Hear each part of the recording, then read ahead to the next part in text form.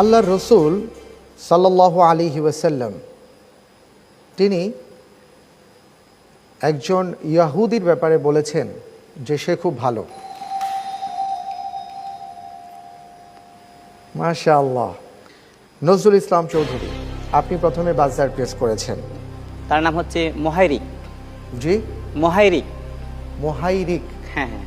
কেউ চ্যালেঞ্জ করতে চান? জি, সবাই চ্যালেঞ্জ করছেন আপনার বিরুদ্ধে, তার মানে খুব ভয়ের ব্যাপার না? রবিউল হাসান, জি আপনি বলুন। ভাই, নামটি বলার ক্ষেত্রে খুব ছোট্ট একটা ভুল করেছে, সেটি হলো সে বলেছে মুহাইরিক, হবে মুখাইরিক। মুখাইরিক, মুখাইরিক এটি এদের নাম। আপনি কি বুঝতে পেরেছেন? আপনি বলেছেন মুহাইরিক আর উনি বলছেন মুখাইরিক। মোহাইরিক। মুখাইরিক। আমিও বলছি মোহাইরিক।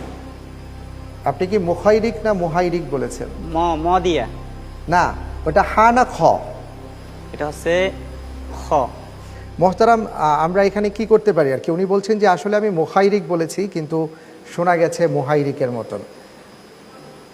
আমার মনে হয় ছোট্ট মানে উচ্চারণগত ভুল হতে পারে মানুষের, সেটাকে হয়তো ক্ষমার পর্যায়ে দেখা যায়। আর বিশেষ করে তিনি একটা অঞ্চলের মানুষ, হয়তো সেখানে খকে হও বলা হয়, অনেক সময় সেটা আমরা লক্ষ্য করেছি। আর এক্ষেত্রে আমরা প্রশ্ন উত্তরের ক্ষেত্রে যেটা দেখতে পেয়েছি যে তিনি উত্তর দিয়েছেন এবং শুধুমাত্র একটা অক্ষরের উচ্চারণের ক্ষেত্রে ভুল ছাড়া তার উত্তরটা সঠিক।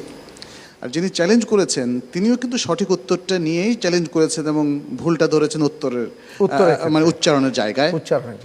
ফলে এক্ষেত্রে যেহেতু একটু না একটু ভুল ওনার হয়েছে, যদিও সঠিক উত্তরই আমি মনে করি ধরে নেওয়া যায় সেটাকে, আপনি নাম্বারটা দুজনের মধ্যে ভাগ করে দিতে পারেন।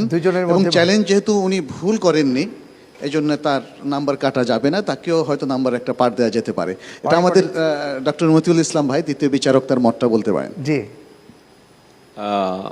আমিও বলতেছি যে আসলে আঞ্চলিকতার কারণে শব্দটা ওইভাবে উচ্চারণ হয়েছে। পরে কিন্তু তিনি নিজেও বলছেন যে আমি একবার বর্ণ করে যে আমি এই বর্ণ দিয়েই বলেছি। তো যেহেতু আঞ্চলিক ভাষা উচ্চারণ করেছে, সেহেতু আরেকজনও সেটা করতে পারে ছোট্ট একটা বর্ণের উচ্চারণের জন্য। এই জন্য আমিও একমত যে নাম্বার দুইজনের মধ্যে ভাগ করে দেওয়ার জন্য। অনেক অনেক ধন্যবাদ। তাহলে আমরা সেটাই করছি প্রিয় দর্শক, যে আমরা দুজনকে 5-5 করে আমরা ভাগ করে দিলাম। আপনি পেয়েছেন 5 নম্বর, আপনি পেয়েছেন 5 নম্বর।